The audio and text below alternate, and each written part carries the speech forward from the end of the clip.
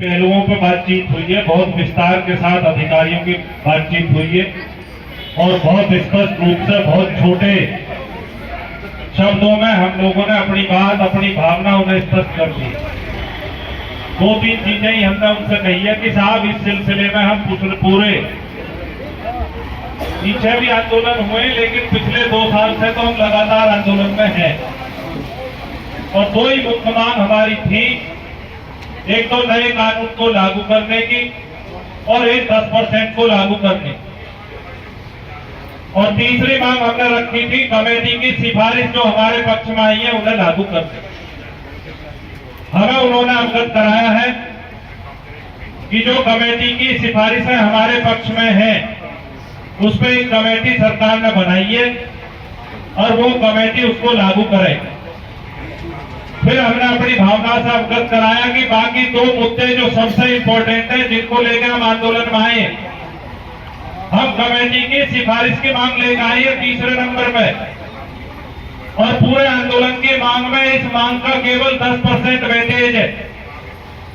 90% जो हम आए हैं वो आए हैं 10% के लिए और नए कानून के लिए। इस पर आप हमें ठोस प्रस्ताव कोई हो तो बता दें। कोई ठोस प्रस्ताव उन्होंने हमें इस पर नहीं दिया है।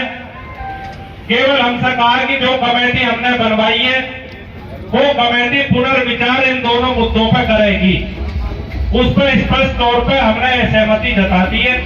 हम इस पर कतई भी किसी भी कीमत पर कतई भी सहमत नहीं है।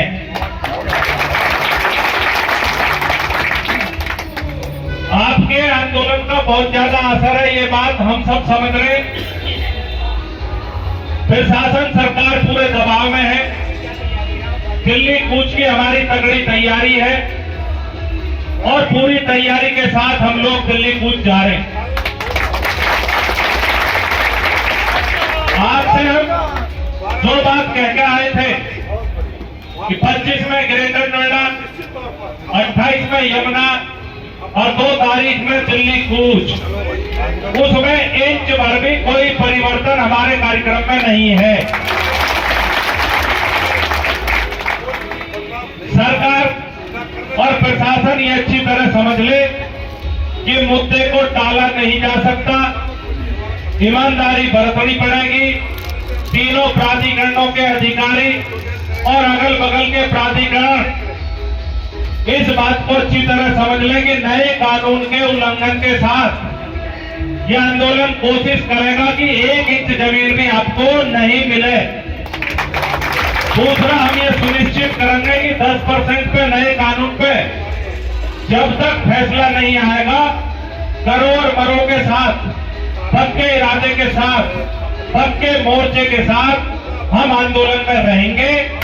बीच बीच में ये बात हम पहले भी स्पष्ट कर चुके हैं, बीच में कोई ठोस प्रस्ताव सरकार की तरफ से आता है तो हम बातचीत करने से परहेज नहीं करेंगे। लेकिन इन दोनों मुद्दों पे कोई बीच का रास्ता हमारे पास नहीं है।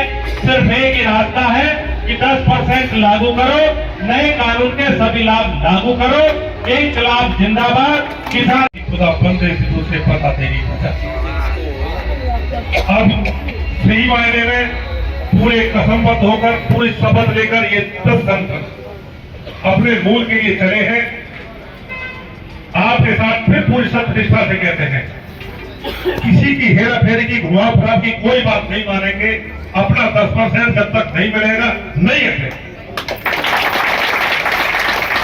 जो हमारी कमेटी की रिपोर्ट गई हुई है वो पॉजिटिव होकर धरातल पर उतरे।